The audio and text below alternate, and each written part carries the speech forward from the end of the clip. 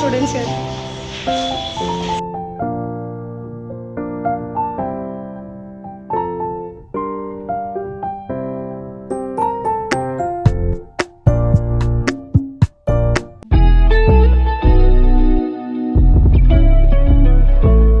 Hi everyone, welcome back to my channel Janvi's diary. ಎಲ್ಲರೂ ಹೇಗಿದ್ದೀರಾ?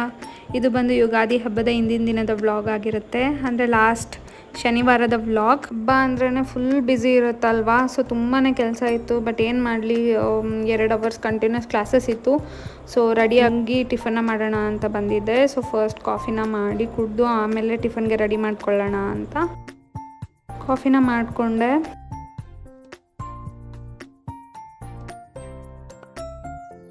So ಟಿಫನ್ಗೆ ಏನಾದರೂ ಸ್ಪೆಷಲ್ ಏನು ಹೆಲ್ದಿಯಾಗಿ ಮಾಡೋಣ ಅಂತ ಅಂದ್ಬಿಟ್ಟು ಪನ್ನೀರ್ ಫ್ರೈಡ್ ರೈಸ್ಗೆ ರೆಡಿ ಮಾಡ್ಕೊಳ್ತಿದ್ದೆ. ಈ ಥರ ಬೆಳಗ್ಗೆ ಯಾವಾಗಾದರೂ ಟಿಫನ್ಗೆ ಬೇಗ ಮಾಡಬೇಕು ಅಂತ ಇದ್ದಾಗ ಚಾಪರ್ನ ಯೂಸ್ ಮಾಡಿಬಿಡ್ತೀನಿ. ನೀಟಾಗಿ ಫೈನಾಗಿ ಚಾಪ್ ಆಗುತ್ತೆ ಅದಕ್ಕೆ. And so as usual paneer pieces ಎಲ್ಲ ಕಟ್ ಮಾಡ್ಕೊಳ್ತಿದ್ದೆ. ಸೊ ಇದಕ್ಕೆ ಒಂದು ಬಾಣಲಿಯಲ್ಲಿ ಸ್ವಲ್ಪ ಎಣ್ಣೆನ ಹಾಕ್ಕೊಂಡು ಪನ್ನೀರ್ ಪೀಸಸ್ನ ಅದಕ್ಕೆ ಹಾಕ್ಕೊಂಡು ಸ್ವಲ್ಪ ತುಪ್ಪನ ಹಾಕ್ಕೊಂಡ್ರೆ ಫ್ಲೇವರ್ ಇನ್ನೂ ಎನ್ಹಾನ್ಸ್ ಆಗುತ್ತೆ. ಸೊ ಇದನ್ನು ಚೆನ್ನಾಗಿ ಫ್ರೈ ಮಾಡಿ ಇಟ್ಕೊಳ್ಬೇಕಾಗುತ್ತೆ. ಸೊ ಅದೇ ಬಾಣಲಿಯಲ್ಲಿ ಈರುಳ್ಳಿ ಸಣ್ಣಗೊಂಡಿರಬೇಕು ಆ್ಯಂಡ್ 2-3 ಹಸಿಮೆಣ್ಸಿನ್ಕಾಯಿನ ಹಾಕ್ಕೊಂಡು ಚೆನ್ನಾಗಿ ಫ್ರೈ ಮಾಡಿ, ಆಮೇಲೆ ಕ್ಯಾರೆಟು, ಬೀನ್ಸ್ ಮತ್ತು ನಾವೇನು ತುರ್ಕೊಂಡಿದ್ವಲ್ವ ಕ್ಯಾಬೇಜ್, ಅದನ್ನು ಹಾಕ್ಬಿಟ್ಟು ಚೆನ್ನಾಗಿ ಫ್ರೈ ಮಾಡ್ಕೊಳ್ಬೇಕಾಗುತ್ತೆ. ಸ್ವಲ್ಪ ಉಪ್ಪು ಮತ್ತು ಸ್ವಲ್ಪ ಪೆಪ್ಪರ್ ಪೌಡರ್ನ ಸೇರಿಸ್ಕೊಂಡ್ರೆ ಸಾಕು. ನಾನು ಯಾವುದೇ ರೀತಿ ಎಕ್ಸ್ಟ್ರಾ ಫ್ರೈಡ್ ರೈಸ್ ಪೌಡರ್ಸ್ ಏನೂ ಯೂಸ್ ಮಾಡ್ತಿಲ್ಲ ಇಲ್ಲಿ. ಸೊ ಹಾಗೆ ಸ್ವಲ್ಪ ಹೊತ್ತು ಮುಚ್ಚಿಟ್ಟು ಸ್ಟೀಮಲ್ಲೇ ಬೇಯ್ಕೊಳ್ಳುತ್ತೆ ತರಕಾರಿ ಎಲ್ಲ. ಸೊ ಅದಾದಮೇಲೆ 1 ಕಪ್ ಸೋಯಾ ಸಾಸ್ ಮತ್ತು ನಾವೇನು ಹುರಿದಿಟ್ಕೊಂಡಿದ್ವಲ್ವ ಪನ್ನೀರ್ ಪೀಸಸ್ನ ಅದನ್ನು ಹಾಕ್ಕೊಂಡು ಫ್ರೈ ಮಾಡಿ. ಆ್ಯಂಡ್ ನಾನಿಲ್ಲಿ ಬಾಸುಮತಿ ರೈಸ್ನ ಯೂಸ್ ಮಾಡಿದ್ದೀನಿ. ಸೊ ಅದನ್ನು ಹಾಕ್ಕೊಂಡು ಮಿಕ್ಸ್ ಮಾಡಿಕೊಂಡ್ರೆ ಮುಗೀತು ಫ್ರೈಡ್ ರೈಸ್. ತುಂಬ ಅಂದರೆ ತುಂಬ ಹೆಲ್ದಿ ಆ್ಯಂಡ್ ಟೇಸ್ಟಿಯಾಗಿರುತ್ತೆ. ಬೆಳಗ್ಗೆ ಟೈಮ್ ಇರಲಿಲ್ಲ ನನಗೆ ಮನೇಲಿ ತಿನ್ನೋ ಅಷ್ಟು, ಅದಕ್ಕೆ ಬಾಕ್ಸ್ಗೆ ಪ್ಯಾಕ್ ಮಾಡ್ಕೊಳ್ತಿದ್ದೆ. ಸೊ ಎಲ್ಲ ರೆಡಿ ಆಗಿ ಕಾಲೇಜ್ಗೆ ಹೊರಟೆ. ಸೊ ಕ್ಲಾಸ್ಗೆ 1 hour or half an hour ಮುಂಚೆನೇ ಡಿಪಾರ್ಟ್ಮೆಂಟ್ಗೆ ಹೋಗ್ಬಿಟ್ಟಿರ್ತೀನಿ. ಯಾಕಂದರೆ ಸ್ವಲ್ಪ ಪ್ರಿಪ್ರೇಷನ್ಸ್ ಆರ್ ಇಂಪಾರ್ಟೆಂಟ್ ಅಲ್ವಾ. ಸುಮ್ಮನೆ ಹೋಗ್ಬಿಟ್ಟು ಏನೋ ಒಂದು ಬ್ಲಾಬರ್ ಮಾಡಿ ಬರೋಕ್ಕಾಗಲ್ಲ. ಚೆನ್ನಾಗಿ ಪ್ರಿಪೇರ್ ಆಗಿಬಿಟ್ಟೆ ಹೋಗ್ತೀನಿ ಕ್ಲಾಸಸ್ಗೆ. ಸೊ ಕೂತ್ಕೊಂಡು ಪ್ರಿಪೇರ್ ಆಗ್ತಾ ಇದ್ದೆ.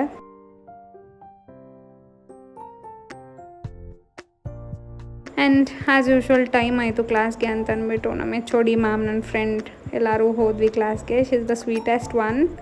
ಸೊ ಕ್ಲಾಸ್ ಮುಗೀತು. ಸೊ ಬರ್ತಾ ನನ್ನ ಸ್ಟೂಡೆಂಟ್ಸ್ ಎಲ್ಲ ಸಿಕ್ಕಿದ್ರು. It's okay, you can come to my vlog also. 2 more students here.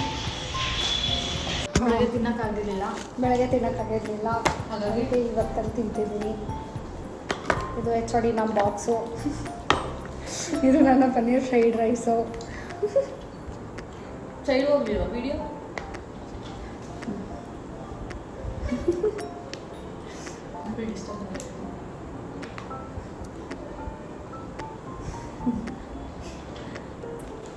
ಇಲ್ಲ, ಅನ್ನ ತಿಂತಿದ್ದಾರೆ ಹೊಟ್ಟೆಗೆ.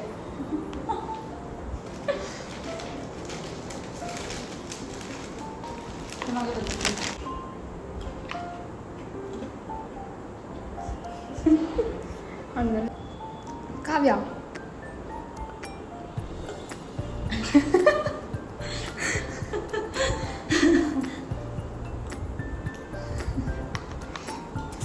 ನೋಡಿ, ನಮ್ಮ ಡಿಪಾರ್ಟ್ಮೆಂಟ್ ಯಾರೂ ಇಲ್ಲ ಇವತ್ತು, ಖಾಲಿ. ಸ್ಯಾಟರ್ಡೆ ಆಗಿರೋದ್ರಿಂದ ಹಬ್ಬ ಬೇರೆ ಇತ್ತಲ್ವಾ. ಸೊ ಎಲ್ಲರೂ ಮನೆಗೆ ಹೋಗ್ಬಿಟ್ಟಿದ್ರು. ನಾವಿಬ್ಬರು ಕ್ಲಾಸ್ನ ಮುಗಿಸ್ಕೊಂಡು ಲಾಸ್ಟ್ಗೆ ಈ ಸಮ್ಮರಲ್ಲಿ ಎಳ್ನೀರು ಕುಡಿಯೋಣ ಅಂತ ಬಂದ್ವಿ. ಸೊ ಕುಡ್ಕೊಂಡು ಮನೆಗೆ ಬಂದಿದ್ದ ತಕ್ಷಣ ಇನ್ನು ಹಬ್ಬದ ಪ್ರಿಪ್ರೇಷನ್ ಸ್ಟಾರ್ಟ್ ಮಾಡಬೇಕಲ್ವ. ಸೊ ಹೋಳಿಗೆ ಎಲ್ಲ ಮಾಡಬೇಕಿತ್ತು. ಸೊ ಕೆಲವೊಂದು ಗೆಸ್ಟ್ಗಳನ್ನೆಲ್ಲ ಇನ್ವೈಟ್ ಮಾಡಿದ್ವಿ. ಸೊ ರಾತ್ರಿನೇ ಹೋಳಿಗೆ ಎಲ್ಲ ಮಾಡಿಟ್ಬಿಡೋಣ ಅಂತ ಅಂದ್ಬಿಟ್ಟು ಎಲ್ಲದೂ ರೆಡಿ ಮಾಡ್ಕೊಳ್ತಿದ್ದೆ. ಸೊ ಫಸ್ಟು ಹೋಳಿಗೆ ಅಂತ ಬಂದಾಗ ಕಣ್ಕ ಅನ್ನೋದು ತುಂಬ ಇಂಪಾರ್ಟೆಂಟ್ ಅಲ್ವಾ. ಸೊ ಇದಕ್ಕೆ 1 ಕಪ್ಪಲ್ಲಿ 2 ಸ್ಪೂನ್ ಚಿರೋಟಿ ರವೆನ ಹಾಕ್ಬಿಟ್ಟು ಒಂದು ಸ್ವಲ್ಪ ನೀರನ್ನ ಹಾಕ್ಬಿಟ್ಟು ಒಂದು 10 ಮಿನಿಟ್ಸ್ ಹಿಂಗೆ ನೆನೆಸ್ಕೊಬೇಕಾಗುತ್ತೆ. ಆಮೇಲೆ ಒಂದು ಬೌಲಲ್ಲಿ ಒಂದು 2 ಕಪ್ ಮೈದಾ, ಒಂದು ಸ್ವಲ್ಪ ಅರಿಶಿನ ಮತ್ತು ನಾವೇನು ನೆನೆಸಿಟ್ಕೊಂಡಿದ್ವಲ್ವ ಚಿರೋಟಿ ರವೆ, ಅದನ್ನು ಹಾಕ್ಕೊಂಡು ಚೆನ್ನಾಗಿ ಸಾಫ್ಟಾಗಿ ಮಿಕ್ಸ್ ಮಾಡ್ಕೊಳ್ಬೇಕಾಗುತ್ತೆ. ನಾವು ಎಷ್ಟು ಚೆನ್ನಾಗಿ ನಾದ್ತೀವೋ ಅಷ್ಟು ಚೆನ್ನಾಗಿ ಬರುತ್ತೆ ಕಣ್ಕ ಅನ್ನೋದು. ಸೊ ಇದಕ್ಕೆ 1 ಕಪ್ ಆಯಿಲ್ನ ಹಾಕ್ಬಿಟ್ಟು ಚೆನ್ನಾಗಿ ನಾದ್ಕೊಬೇಕಾಗುತ್ತೆ. ಚೆನ್ನಾಗಿ ನಾದ್ಕೊಂಡಾದಮೇಲೆ ಅದನ್ನು ಒಂದು 2 to 3 hours ನೆನೆಯಕ್ಕೆ ಬಿಟ್ಬಿಡ್ಬೇಕಾಗುತ್ತೆ. ಸೊ ಅಷ್ಟರಲ್ಲಿ ಹೂರಣ ಮಾಡ್ಕೊಳ್ಳೋಣ ಅಂತ ರೆಡಿ ಮಾಡ್ಕೊಳ್ತಿದ್ದೆ. ಸೊ ಇಲ್ಲಿ 1/4 ಕಪ್ ನಾನು ಬೇಳೆನ ತೊಗೊಳ್ತಿದ್ದೀನಿ. ಎಲ್ಲ ಮೆಷರ್ಮೆಂಟ್ಸ್ ಈ ಗ್ಲಾಸಲ್ಲೇ ಮಾಡ್ತಿದ್ದೀನಿ, ಸೊ ನೀಟಾಗಿ ಗೊತ್ತಾಗಲಿ ಅಂತ. ಸೊ ಇದನ್ನೊಂದು 5 to 6 ಟೈಮ್ಸ್ ಚೆನ್ನಾಗಿ ತೊಳ್ಕೊಂಡಿದ್ದೀನಿ. ತೊಳ್ಕೊಂಡು ಆದಮೇಲೆ ಸ್ವಲ್ಪ ನೀರನ್ನ ಜಾಸ್ತಿನೇ ಹಾಕ್ಕೊಳ್ತಿದ್ದೀನಿ, ಅದರಿಂದ ಒಬ್ಬಟ್ಟು ಸಾರನ್ನ ಮಾಡಬೇಕಲ್ವ ಅದಕ್ಕೆ. ಸೊ ಬೇಳೆನ ಚೆನ್ನಾಗಿ ಬೇಯಕ್ಬಿಟ್ಟು ನೋಡಿ, ಈ ಥರ ಕೈಯಲ್ಲಿ ಹಿಂಗೆ ಹಂದಿದ ತಕ್ಷಣ ಸಾಫ್ಟ್ ಆಗಬೇಕು, ಆ ರೀತಿ ಬೇಯಿಸ್ಕೊಂಡ್ರೆ ಸಾಕು. ಸೊ ನೀರನ್ನ ಮತ್ತು ಬೇಳೆನ ಸಪ್ರೇಟ್ ಮಾಡಿ ಎತ್ತಿಟ್ಕೊಳ್ತಿದ್ದೆ. ಸೊ ಸಪ್ರೇಟ್ ಆದಮೇಲೆ ನಾವು ಇವಾಗ 1/4 ಕಪ್ ಬೇಳೆಗೆ 1.5 ಲೋಟ ಅಷ್ಟು ಬೆಲ್ಲನ ಹಾಕ್ಕೊಬೇಕು. ಸೊ ಬೆಲ್ಲನ ಕರಗಿಸ್ಕೊಳ್ತಿದ್ದೀನಿ, ತುಂಬ ಅಂದರೆ ತುಂಬ ಡಸ್ಟ್ ಇರುತ್ತೆ ಅದರಲ್ಲಿ. ಸೊ ನಾವು ಆವಾಗಲೇ ಏನು ಬೇಯಿಸ್ಕೊಂಡಿದ್ವಲ್ವ ಬೇಳೆ, ಅದಕ್ಕೆ ಬೆಲ್ಲನ ಸೋದಿಸ್ಕೊಂಡು ಮಿಕ್ಸ್ ಮಾಡ್ಕೊಬೇಕಾಗುತ್ತೆ. ಸೊ ಆಮೇಲೆ 1 ಕಪ್ ಕೊಬ್ಬರಿನ ಹಾಕ್ಕೊಂಡು ಚೆನ್ನಾಗಿ ಮಿಕ್ಸ್ ಮಾಡ್ಕೊಳ್ತಿದ್ದೆ. ಆಮೇಲೆ ಇದನ್ನು ಮಿಕ್ಸಿ ಜಾರ್ಗೆ ಹಾಕ್ಕೊಂಡು ಚೆನ್ನಾಗಿ ಗ್ರೈಂಡ್ ಮಾಡೋಕ್ಕಿಂತ ಮುಂಚೆ ಇದಕ್ಕೊಂದು 2-3 ಏಲಕ್ಕಿನೂ ಸೇರಿಸ್ಕೊಳ್ತೀನಿ. ಸೊ ಚೆನ್ನಾಗಿ ಈ ಥರ ಸಾಫ್ಟಾಗಿ ಗ್ರೈಂಡ್ ಮಾಡಿ ಇಟ್ಕೊಳ್ಬೇಕು. ಸೊ ನೋಡಿ ಕಣ್ಗನ್ನು ಸೆಟ್ ಆಗಿದೆ, ಎಷ್ಟು ಚೆನ್ನಾಗಿ ಎಷ್ಟು ಮೃದುವಾಗಿ ಬಂದಿದೆ ಅಂತ. ಸೊ ಇದನ್ನು ಒಬ್ಬಟ್ಟು ಪೇಪರ್ ಅಂತ ಹೇಳಿದ್ನಲ್ವ, ಅವ್ರು ಬಟರ್ ಪೇಪರು ಯೂಸ್ ಮಾಡ್ಬೋದು. ಸೊ ಅದ್ರ ಮೇಲೆ ಇಟ್ಕೊಂಡು ಸ್ವಲ್ಪ ಹೂರಣನ ಹಾಕ್ಕೊಂಡು ಚೆನ್ನಾಗಿ ಪ್ರೆಸ್ ಮಾಡ್ಕೊಳ್ತಿದ್ದೆ. ನಿಮಗೆ ಬಟರ್ ಪೇಪರ್ ಹೋಳಿಗೆ ಪೇಪರ್ ಸಿಗಲಿಲ್ಲ ಅಂದರೆ ಬಾಳೆ ಎಲೆ ಮೇಲೂ ಮಾಡ್ಕೊಳ್ಬೋದು, ಇಷ್ಟೇ ಚೆನ್ನಾಗಿ ಬರುತ್ತೆ. ಬಟ್ ಹೋಳಿಗೆ ಪೇಪರ್ ಇರೋದ್ರಿಂದ ನಾವೆಷ್ಟು ತೆಳ್ಳಗೆ ಬೇಕಾದರೂ ಎಳ್ಕೊಳ್ಬೋದು ಇದನ್ನು, ಆ್ಯಂಡ್ ಎಷ್ಟು ಅಗಲವಾಗಾದರೂ ತಟ್ಕೊಳ್ಬೋದು.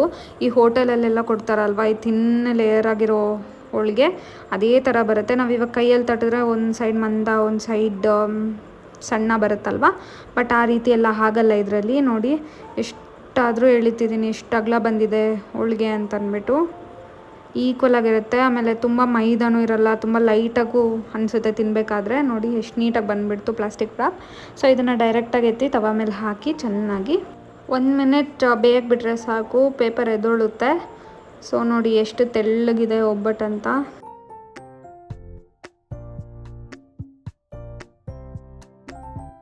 ತುಂಬ ಅಂದರೆ ತುಂಬ ಚೆನ್ನಾಗಿ ಬಂತು. ಒಂದು 20ವರೆಗೂ ಮಾಡಿದೆ ರಾತ್ರಿ.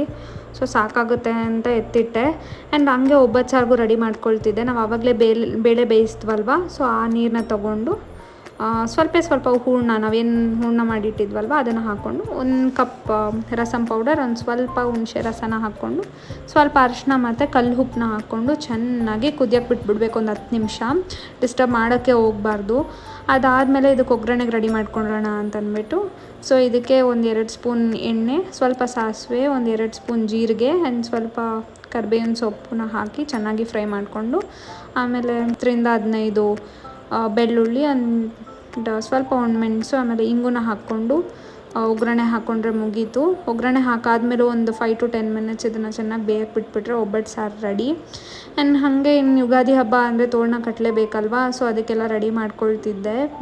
ಮಾವಿನ ಎಲೆ ಎಲ್ಲ ತಂದಿಟ್ಟಿದ್ರು.